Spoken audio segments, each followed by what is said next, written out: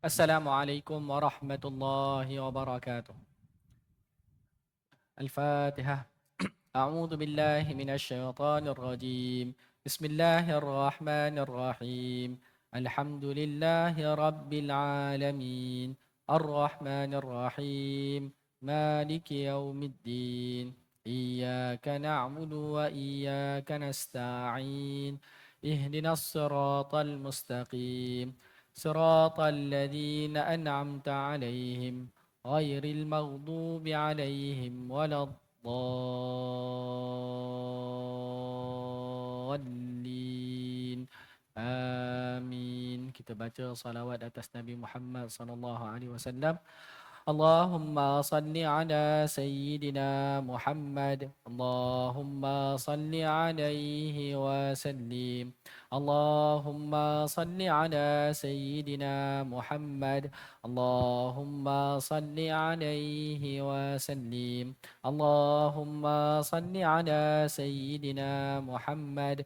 Allahumma salli alaihi wa sallim. Allahumma salli ala sayyidina Muhammad. Allahumma salli alaihi wa sallim. Allahumma salli ala sayyidina Muhammad. Allahumma salli alaihi wa sallim. Allahumma salli ala sayyidina Muhammad. Allahumma salli alaihi wa sallim. Allahumma salli ala sayyidina Muhammad. Ya Rabbi salli alaihi wa sallim.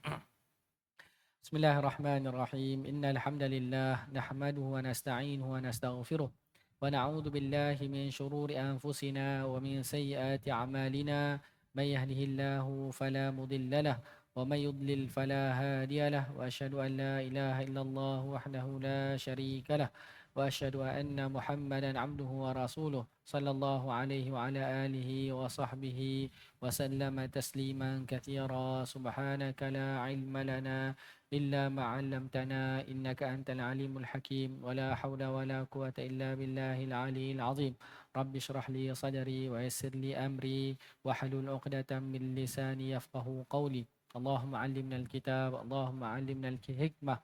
اللهم فكهنا في الدين وعلمنا التأويل. اللهم لا سهل إلا ما جعلته سهلا وأنت تجعل الحزن إذا شئت سهلا. آمين آمين آمين يا رب العالمين. أما بعد.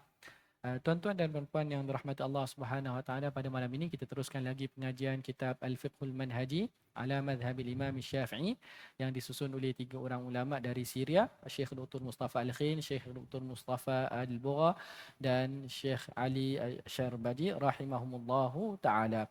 Baik, tuan-tuan dan puan-puan yang dirahmati Allah Subhanahu Wa Taala, kita masih lagi dalam Kitabun Nikah, kitab yang membincangkan hukum hakam yang berkaitan dengan nikah. Baik, pada malam ini kita sambung dalam kitab terjemahannya, jilid yang kedua muka surat 421. Jilid yang kedua muka surat 421. Baik. Tajuknya hukum poligami dan hikmah pensyariatannya. Baik, tajuknya adalah berkaitan dengan poligami. Dalam bahasa Arab, poligami disebutkan sebagai at-ta'addud. Ta'addud, hukmu ta'addudi zawjati wal hikmati min masyru'iyyatihi. Hukum berpoligami dan hikmah daripada pensyariatan poligami. Baik, tuan-tuan dan puan-puan rahmati Allah Subhanahu Wa Taala, at-ta'addud ataupun kita sebutkan sebagai poligami adalah seorang lelaki berkahwin dengan dua orang perempuan atau tiga orang perempuan atau empat orang perempuan pada satu masa. Itu yang dimaksudkan dengan poligami. Jadi itu maksudnya. Lelaki boleh berkahwin 2, 3 ataupun 4, dan ini hanya khusus untuk lelaki. Adapun perempuan, mereka tidak boleh berkahwin melainkan dengan satu suami pada satu masa. Baik. Hukum poligami. Baik. Hukum asal poligami adalah harus. Dari segi hukum asalnya, poligami adalah harus. Baik, dalilnya hal ini berdasarkan firman Allah Subhanahu Wa Taala, wa in khiftum alla tuqsitu fil yatama fankihu ma taba lakum minan nisa'i mathna wa thulatha wa ruba'. Maksudnya, dan jika kamu tidak akan dapat berlaku adil terhadap hak perempuan yang yatim, bila mana kamu mengahwininya, maka kahwinilah wanita-wanita lain yang kamu senangi. 2, 3 atau 4. Baik, ayat ni menceritakan tentang seorang yang menjaga anak yatim. Baik, kalau dia kahwin dengan anak yatim yang dijaga tu, dia tak dapat berikan maharnya ataupun dia akan zalim dengan anak yatim tersebut, maka hendaklah dia cari perempuan yang lain. Baik, kahwin mana-mana perempuan yang dia sukai. Sama ada 2 atau 3 ataupun 4. Itu yang dimaksudkan dengan ayat ini. Jadi dalam ayat ini Allah Subhanahu Wa Taala mengizinkan, membenarkan nikah 2 orang perempuan atau 3 orang perempuan dan 4 orang perempuan. Jadi ini menunjukkan bahawa hukum asalnya adalah harus. Hukum asalnya adalah harus. Baik, walau bagaimanapun, hukum poligami ini berubah menjadi sunat, makruh dan haram berdasarkan situasi dan keadaan individu yang menginginkan poligami. Jadi ada masa hukum asalnya harus. Boleh jadi sunat, boleh jadi makruh dan boleh jadi haram berdasarkan situasi dan keadaan lelaki tersebut. Baik, yang pertama, hukum sunat. Baik, bila sunat ni?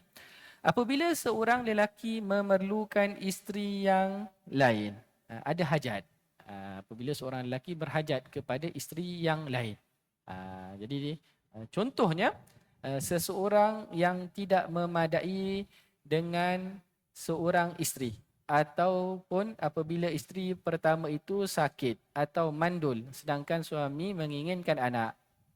Suami juga merasakan dia mampu untuk berlaku adil terhadap kedua-duanya. Dalam keadaan ini, hukum poligami adalah sunat kerana terdapat maslahat yang dibenarkan oleh syarak. Para sahabat radhiyallahu anhum juga berkahwin lebih daripada seorang isteri. Baik. Tuan-tuan dan puan yang dirahmati Allah Subhanahu Wa Taala, sebelum tu ulama sebutkan dalam syariat Nabi Musa, lelaki boleh berkahwin tanpa had. Jadi dalam syariat Nabi Musa, lelaki boleh berkahwin tanpa had. Berapa banyak nak kahwin, silakan. Jadi ini lebih menjaga kemaslahatan lelaki. Baik, dalam syariat Nabi Isa alaihissalam, lelaki hanya boleh berkahwin dengan seorang perempuan sahaja. Ini nampaknya lebihkan menjaga maslahat perempuan. Baik, adapun dalam syariat Nabi Muhammad sallallahu alaihi wasallam, maka Allah Subhanahu Wa Taala jaga syariat maslahat dua-dua. Lelaki boleh berkahwin lebih daripada satu, tapi berbatas sampai 4 saja. Itu jaga maslahat kedua-dua, golongan lelaki dan juga golongan perempuan. Baik, tuan-tuan dan puan yang dirahmati Allah Subhanahu Wa Taala, kita balik. Hukum asal bagi perkahwinan ni adalah perkahwinan poligami ni adalah harus. Tetapi jadi sunat bila ada hajat, ada keperluan. Baik, yang pertama contohnya, seseorang yang tidak memadai dengan seorang isteri. Dia ada satu orang isteri tapi tak cukup untuk memenuhi keinginan dia. Maka orang yang begini sunat untuk dia berkahwin dengan perempuan yang lain. Baik. Tapi dengan syarat dia mampulah. Sebab itu dia sebutkan sini dengan syarat dia rasa dia mampu untuk berlaku adil terhadap kedua-duanya. Baik. Ataupun contoh yang lain, seorang lelaki dia mempunyai isteri, tapi isteri itu sakit. Jadi tak dapat nak tunaikan keperluan biologi dia. Ataupun isteri itu mandul, tidak boleh melahirkan anak sedangkan dia mempunyai keinginan untuk anak, nak teruskan keturunannya. Maka disunatkan bagi lelaki ini berkahwin lebih daripada satu. Baik. Tuan-tuan dan puan yang dirahmati Allah Subhanahu Wa Taala, apa dalil yang menunjukkan perkara ini? Antaranya adalah perbuatan Nabi SAW yang berkahwin, yang berpoligami selepas daripada kewafatan Khadijah radhiyallahu anha. Apabila Khadijah Nabi SAW, untuk pengetahuan kita, mula-mula monogami, satu isteri saja. Sehinggalah Khadijah wafat. Jadi Nabi kahwin bersama Khadijah sehinggalah Khadijah radhiyallahu anha wafat. meninggal dunia barulah Nabi SAW berkahwin. Dan selepas itu ada yang kata kahwin dengan Aisyah dulu, ada yang kata kahwin dengan Saudah dahulu. Kemudian Nabi SAW berpoligami. Nabi SAW berpoligami dan ada sebab-sebab Nabi SAW berpoligami tersebut. Baik. Tuan-tuan dan puan-puan dirahmati Allah, begitu juga para sahabat radhiyallahu anhum juga berkahwin lebih daripada seorang isteri. Disebutkan bahawa kebanyakan sahabat-sahabat Nabi SAW mereka mempunyai lebih daripada seorang isteri. Tapi ada juga di kalangan mereka yang mempunyai satu isteri saja. Tapi kebanyakan mereka mempunyai lebih daripada satu isteri. Baik. Itu yang pertama, sunat. Jadi sunat kalau ada hajat. Hajatnya sama ada keperluan dirinya ataupun keinginan untuk anak sedangkan isteri mandul, ataupun isterinya itu sakit dan dalam masa yang sama dia sangka bahawa dia boleh berlaku adil. Baik, maka itu hukumnya sunat. Baik. Yang kedua, makruh. Makruh berpoligami. Baik. Jika berpoligami itu dilakukan tanpa sebarang keperluan, semata-mata untuk menambahkan keseronokan dan hiburan, maka hukumnya adalah makruh. Jadi ini bagi orang yang tidak ada hajat. Satu isteri pun dah cukup tapi nak seronok lebih lagi. Maka makruh untuk dia berkahwin berkahwin 2 atau 3 ataupun 4. Baik. Jadi kalau tak ada hajat, maka makruh untuk berkahwin lebih daripada satu. Baik. Khatib Asy-Syarbini rahimahullah taala dikatakan disunatkan untuk tidak menambah lebih daripada seorang isteri tanpa hajat yang jelas. Kalau ada hajat yang jelas tambah, tapi kalau tak ada maka sunat untuk tidak lebih daripada seorang isteri. Baik. Apatah lagi jika si suami itu sangsi, syak dengan keupayaannya berlaku adil di kalangan isterinya.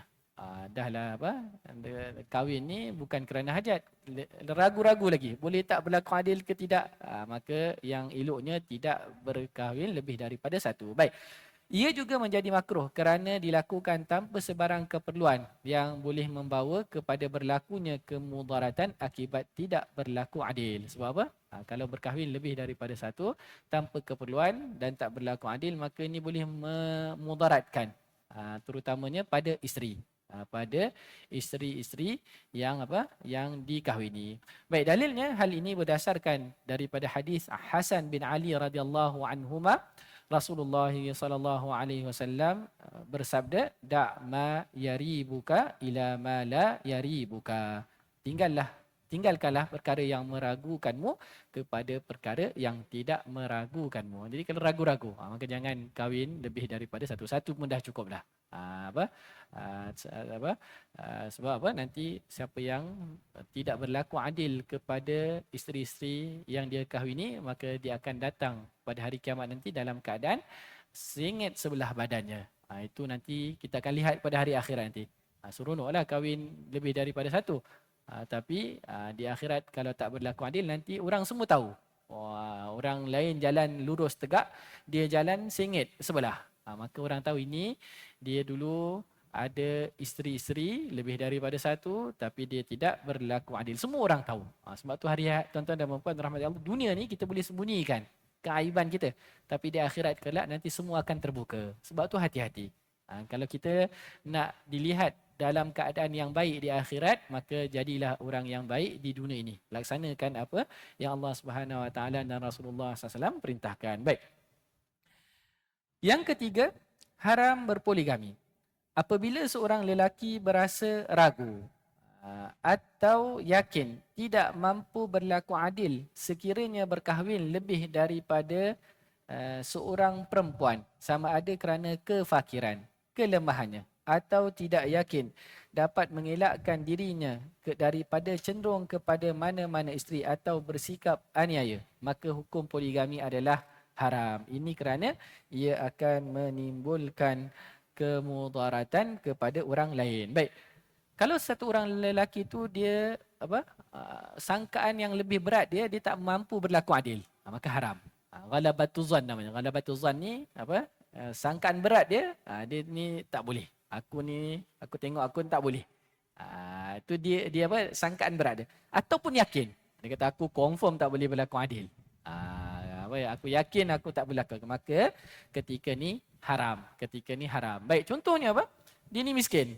Kata satu orang isteri pun tak mampu untuk apa? Bagi nafkah dengan cukup. Macam mana nak kahwin lagi? Maka ni ketika ni hukumnya adalah haram. Ataupun apa? Dia sangkaan bersadar tak boleh ni. Aku kalau kahwin satu lagi ni, aku tak mampu untuk apa? Beri nafkah kepada dia. Maka hukumnya adalah haram. Hukumnya adalah haram. Sebab apa? Ini akan memudaratkan isteri. Sedangkan dalam Islam kita tidak boleh memudaratkan orang yang lain. Haram perbuatan begitu. Baik. Hal ini berdasarkan hadis Rasulullah sallallahu alaihi wasallam bersabda, la darara wa la dirar. Maksudnya tiada kemudaratan dan tidak boleh melakukan perkara yang memudaratkan. Jadi kalau kahwin lebih daripada seorang isteri, kahwin 2 ke 3 ke atau 4, nafkah tak diberi, dia sangka nafkah tak diberi, kemudian apa? Pakaian tak diberi, tak cukup, maka ini memudaratkan, maka sepatutnya dia elakkan daripada perbuatan ini. Jadi apa? Ini yang apa Nabi SAW ingatkan secara umum. Jadi hadis ni secara umum tidak boleh tidak boleh mudarat dan memudaratkan orang yang lain. Baik. Begitu juga firman Allah Subhanahu wa taala, fa in khiftum alla ta'dilu fawahidatan aw ma malakat aymanukum dzalika adna alla ta'ulu. Firman Allah Subhanahu wa taala, kemudian jika kamu takut tidak dapat berlaku adil, maka kahwinilah seorang sahaja. Atau budak-budak yang kamu miliki, yang demikian itu adalah lebih dekat kepada seseorang kepada tidak berbuat aniaya. Baik, kita terjemahkan balik ayat ni. Baik, Allah Subhanahu wa taala berfirman, fa in khiftum alla ta'dilu. Kemudian jika kamu takut tidak dapat berlaku adil, tak dapat berlaku adil bagi nafkah. Begitu juga dalam pembahagian giliran bermalam. Baik, maka kahwinilah seorang sahaja. Seorang perempuan yang merdeka satu sahaja. Atau budak-budak. Budak-budak ni saya ingat terjemahkan hamba lah. Hamba. Bahasa Indonesia, kalau budak tu hamba. Tapi dalam bahasa kita budak ni kanak-kanak. Tapi yang dimasukkan sini hamba. Atau hamba perempuan yang kamu miliki. Baik, jadi berkahwin dengan seorang, kalau seorang tu tak boleh nak berlaku adil, dia sama ada dia yakin ataupun sangkaan beratnya, maka kahwin seorang perempuan sahaja. Ataupun hamba-hamba yang kamu miliki. Sebab apa? Hamba ni dia tidak mempunyai hak-hak seperti isteri-isteri yang merdeka. Jadi tak wajib bagi giliran, tidak wajib bagi giliran seperti isteri yang merdeka. Jadi lebih mudah, lebih ringan. Tanggungjawabnya adalah lebih ringan. Baik. Kemudian Allah Subhanahu wa taala sebutkan, zalika adna alla ta'udu. Yang demikian itu adalah lebih dekat kepada tidak berbuat aniaya. Jadi kalau berkahwin satu, tak adalah zalimi orang yang lain. Begitu juga kalau kahwin satu dan dalam masa yang sama ada hamba, maka hamba-hamba ni tak perlu bagi hak seperti isteri yang merdeka dari segi nafkah, dari segi pembahagian giliran, maka kurang kemungkinan untuk berlaku zalim atau tiada langsung kemungkinan untuk berlaku zalim. Baik. Kemudian kata pengarang rahimahumullah taala, wajib diketahui sekiranya seseorang yang berpoligami dalam dua keadaan terakhir yang disebut sebelum ini, akad perkahwinan itu tetap sah. Ia menghalalkan pergaulan, mewajibkan pemberian mas kahwin, nafkah dan seumpamanya. Walaupun poligami dalam keadaan yang ketiga adalah haram, ia hanya berdosa tetapi tidak membatalkan akad. Baik. Tuan-tuan dan puan rahmati Allah, jadi ada 4 hukum tentang poligami. Yang pertama harus, yang kedua sunat, yang ketiga haram, yang ketiga makruh, yang keempat haram. Baik. Tuan-tuan dan puan rahmati Allah, kalau seorang tu makruh untuk dia berpoligami, tapi dia poligami juga, apa hukum akad nikahnya? masih lagi sah. Masih lagi sah. Masih lagi sah, cuma makruh. Masih lagi sah, cuma makruh. Baik, begitu juga kalau seorang lelaki yang dia haram berpoligami, tapi dia kahwin juga. Bagaimana dengan akad nikahnya? Masih lagi sah. Masih lagi sah. Cuma dia telah melakukan dosa. Akad masih lagi sah, tapi dia melakukan. Dia tak mampu untuk berkahwin. Memang tak layak untuk berpoligami, tapi dia nikah juga. Maka kita kata akadnya sah, itu isteri dia, tetapi dia berdosa. Dan apabila akad perkahwinan tu sah, maka semua yang berkaitan yang mengikut akad tu berjalan seperti biasa. Maksudnya apa? Selepas akad nikah, maka boleh untuk bersama. Dah jadi mahram. Itu juga wajib beri nafkah. Walaupun perbuatan tu dosa, tapi wajib dia bagi nafkah. Wajib dia bagi giliran. Ini yang disebutkan di sini. Jadi kalau perkahwinan tu makruh ataupun haram, maka akad tu tetap sah, tapi yang haram tu, jika haram untuk dia berpoligami, maka dia berdosa. Baik. Kita teruskan persoalan yang seterusnya. Persoalannya, keadilan apakah yang dituntut terhadap isteri-isteri? Baik. Keadilan yang diwajibkan kepada lelaki yang berpoligami ialah keadilan dan persamaan nafkah. Jadi wajib tempat tinggal, giliran bermalam, pergaulan yang baik dan menunaikan kewajipan yang lain terhadap isteri. Ini wajib diberikan secara adil. Kita kata adil, bukan sama. Islam ni dia bukan menyeru kepada persamaan, dia menyerukan kepada keadilan. Beza. Sama tu satu-satu, tapi adil tak semestinya satu-satu. Dia tengok keadaan. Jadi Islam menyuruh keadilan dalam nafkah. Begitu juga tempat tinggal. Bagi tempat rumah kepada isteri masing-masing. Giliran bermalam. Pergaulan yang baik dan menunaikan kewajipan yang lain terhadap isteri. Baik. Sementara keadilan dari sudut perasaan kasih sayang yang tidak menzahirkan kezaliman terhadap seorang daripada isteri tidaklah termasuk keadilan yang diperolehi oleh para isteri. Hal ini kerana manusia tidak mampu menguasai hati dalam memberi kasih sayang. Baik, giliran bermalam mesti adil. Nafkah mesti adil. Pakaian, makanan, minuman itu mesti adil. Tapi dalam masalah dalam kasih sayang ni tidak nak boleh bagi sama, sebab perasaan tu tak boleh nak bagi sesama rata. Baik tuan-tuan dan puan-puan rahmati Allah, jadi boleh jadi satu orang tu dia ada 4 orang isteri. Dia lebih sayang dengan isteri pertama dia daripada isteri kedua, ketiga dan keempat. Boleh jadi.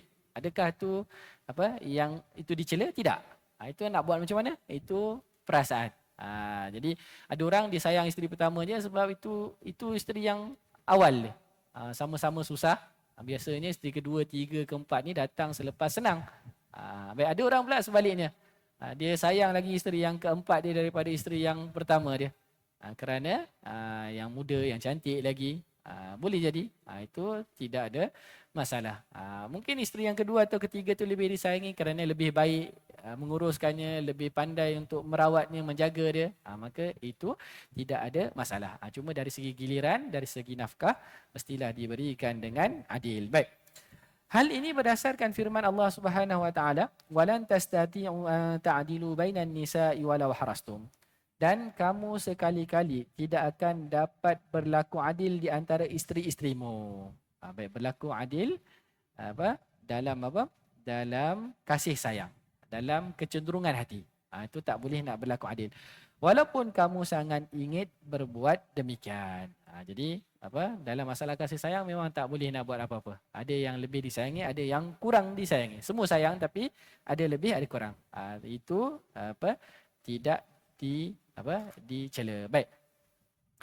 Kata Syekh rahimahullah ta'ala, kata pengarang rahimahullah ta'ala, walau bagaimanapun, janganlah kecenderungan hati kepada mana-mana isteri membawa kepada kezaliman dan kemudaratan. Jadi walaupun sayang yang pertama contohnya, tapi jangan menyebabkan zalim kepada yang lain. Itu tidak dibolehkan. Jadi kalau zalim tak boleh. Kalau sayang dengan lebih sayang, itu tidak mengapa. Baik. Sementara adil dari segi nafkah, tempat tinggal, giliran bermalam dan pergaulan yang baik merupakan perkara yang boleh dilakukan oleh kebanyakan orang. Hal ini berdasarkan hadis daripada Aisyah radhiyallahu anha, selepas baginda sallallahu alaihi wasallam melaksanakan keadilan dalam pembahagian nafkah dan pergaulan antara isteri-isterinya, baginda sallallahu alaihi wasallam bersabda, Allahumma hadza qasami fima amlik fala talumni fima tamlik wala amlik. Ya Allah, inilah pembahagianku daripada sesuatu yang aku miliki, maka janganlah engkau mencelaku daripada sesuatu yang engkau miliki yang aku tidak miliki. Baik. Maksud perkara yang engkau miliki itu ialah kasih sayang dan kecenderungan hati, kerana Nabi SAW mengasihi Aisyah radhiyallahu anha lebih daripada isteri-isteri yang lain. Jadi pengetahuan kita, Nabi SAW dia apabila Nabi Khadijah, itu Khadijah memang Nabi SAW sayang. Itu yang paling sayang. Tapi ketika itu Khadijah seorang saja. Baik, bila Nabi SAW, bila Khadijah meninggal dunia, maka Nabi berkahwin dengan Saudah, dengan Aisyah, dengan Hafsah dan isteri-isteri yang lain. Baik, apabila Nabi SAW berpoligami, maka antara isteri Nabi SAW tu yang paling Nabi SAW sayangi adalah Aisyah. Semua orang tahu. Pernah satu hari, ada seorang sahabat tanya kepada Nabi SAW, siapakah orang yang engkau paling sayangi? Kata Nabi SAW, Aisyah. Lelaki ni, sahabat ni kata, kalau lelaki siapa pula? Katanya Abuha, bapanya, bapa Aisyah radhiyallahu anha. Jadi daripada hadis ni kita tahu bahawa Aisyah adalah orang yang sangat disayangi oleh Nabi SAW. Jadi Nabi SAW dia bagi giliran antara isterinya dengan adil. Tapi bila bab kasih sayang ni, apa Nabi SAW kata, ya Allah, aku bagi giliran tu, itu aku mampu untuk berlaku sama. Tapi apabila masalah kasih sayang ni, itu engkau yang miliki. Bukan aku yang miliki. Itu yang disebutkan oleh Nabi SAW. Sebab tu kalau kita tengok, Nabi SAW bagi giliran kepada isteri-isterinya sampailah dekat Nabi SAW wafat. Gilir. Jadi Nabi SAW dia gilirkan, bagi giliran bermalam tu dengan isteri-isterinya secara adil. Secara adil. Kemudian tuan-tuan dan puan-puan rahmati Allah, disebutkan Saudah dia bagi gilirannya kepada Aisyah. Saudah radhiyallahu anha dia bagi giliran dia kepada Aisyah. Baik. Kemudian bila Nabi SAW musafir, Nabi SAW akan buat undi. Siapa yang namanya naik, itulah yang ikut Nabi SAW bermusafir. Baik. Kemudian apabila Nabi SAW hendak meninggal dunia, maksudnya dah sakit teruk, di akhir hayat Nabi SAW, beberapa hari sebelum Nabi SAW wafat, Nabi SAW wafat waktu duha 12 Rabiul Awal. Nabi SAW wafat waktu duha 12 Rabiul Awal. Baik, maka Nabi SAW minta izin kepada isteri-isterinya untuk dia bermalam di rumah Aisyah saja. Tak perlu lagi nak pindah-pindah. Sebab apa? Sebab dah tak larat lagi. Tak larat lagi untuk pindah dari satu rumah ke rumah isterinya yang lain. Tengok, Nabi SAW, walhal dia seorang Rasul, tapi dia masih lagi minta izin daripada isteri-isteri yang lain untuk bermalam di rumah Aisyah radhiyallahu anha. Ini menunjukkan bahawa giliran malam tu adalah wajib untuk diberikan kepada isteri masing-masing. Jadi itu boleh untuk dibuat. Nak bagi giliran tu boleh dibuat. Tapi masalah kasih sayang, kecenderungan hati, itu tidak boleh untuk dikawal. Kerana itu adalah milik Allah Subhanahu wa ta'ala. Baik.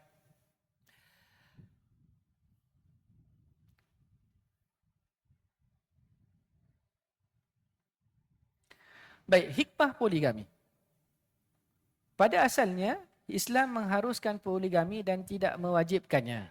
Kita dah sebutkan hukum asal dia harus. Hukum asalnya adalah harus, bukan wajib.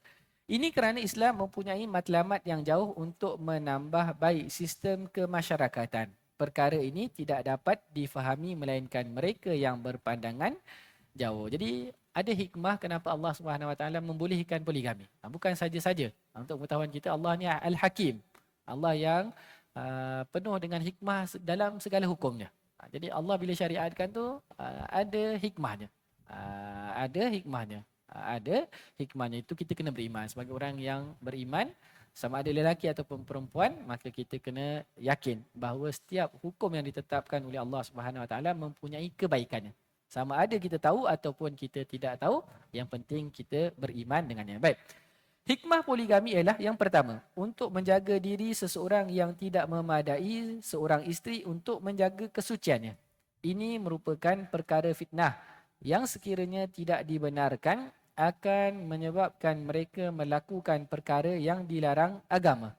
Justru apabila mereka berkahwin dengan perempuan yang lain, dalam keadaan yang terpelihara, mempunyai hak-hak yang wajib ditunaikan, serta penghormatan yang selayaknya berpoligami adalah lebih baik daripada mereka terjebak dalam penzinaan. Jadi yang pertama ni untuk elakkan daripada zina. Begitu juga perkara-perkara yang lain, liwat dan seumpamanya. Maka lebih baik berkahwin lebih daripada satu daripada terlibat dalam perkara zina, liwat dan perkara-perkara yang keji yang diharamkan di dalam Islam. Baik. Yang kedua, poligami juga untuk menjaga perempuan daripada kerakusan nafsu lelaki tanpa adanya akad yang menjamin penjagaan anak-anaknya. Hubungan ini hanya berlaku dengan berzina dan sebagai perempuan simpanan yang menyebabkan perempuan tidak dihormati dan dibuang begitu saja tanpa dapat sebarang hak. Anak-anak juga tidak mendapat hak sebagai nasab dan kasih sayang seorang bapa. Baik, menjadi isteri kedua yang terpelihara hak dan kemuliaannya 1000 kali lebih baik daripada terus membujang atau hidup hanya sebagai perempuan simpanan atau kekasih.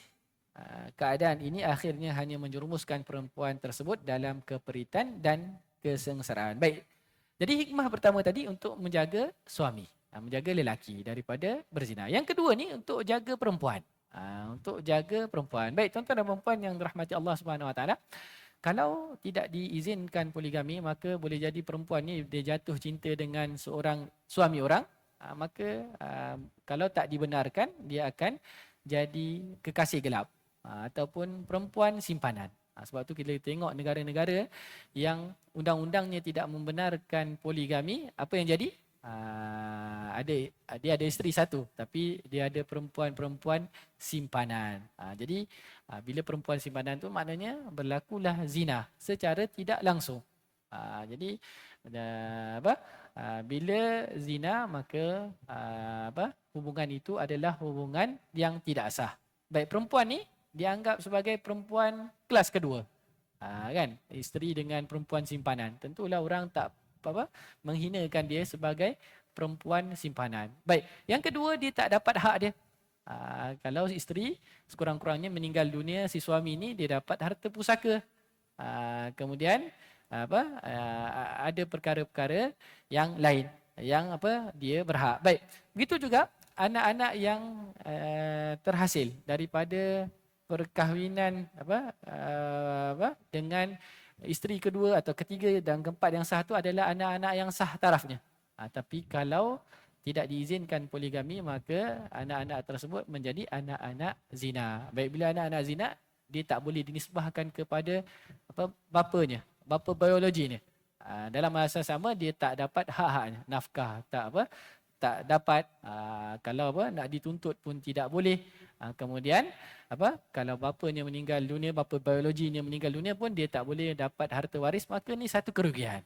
Satu kerugian kepada wanita dan juga anak-anak. Baik, maka Syekh kata menjadi isteri yang kedua yang terpelihara haknya itu lebih baik daripada membujang atau hidup sebagai perempuan simpanan atau kekasih gelap, yang mana akhirnya perempuan ni akan terbiar begitu sahaja tanpa mendapat pembelaan dan haknya. Jadi ini antara hikmah poligami. Wallahu ta'ala alam. InsyaAllah pada majlis akan datang kita akan sambung alasan untuk berpoligami. Wallahu ta'ala alam. Baik, kita akhiri majlis dengan kafaratul majlis. Subhanakallahumma wa bihamdika asyhadu an la ilaha illa ant astaghfiruka wa atubu ilaik. اللهم انفعنا بما علمتنا وعلمنا بما ينفعنا وزدنا علما. اللهم إنا نسألك علما نافعا ورزقا طيبا وعملا متقبلا. اللهم زينا بزينة الإيمان وجعلنا هداة مهتدين. اللهم إنا نسألك الهدى والتقى والعفاف والغنى. ربنا آتنا في الدنيا حسنة وفي الآخرة حسنة وقنا عذاب النار. وصلى الله على النبي الأمي وعلى آله وصحبه وسلم والحمد لله رب العالمين. بارك الله فيكم والسلام عليكم ورحمة الله وبركاته.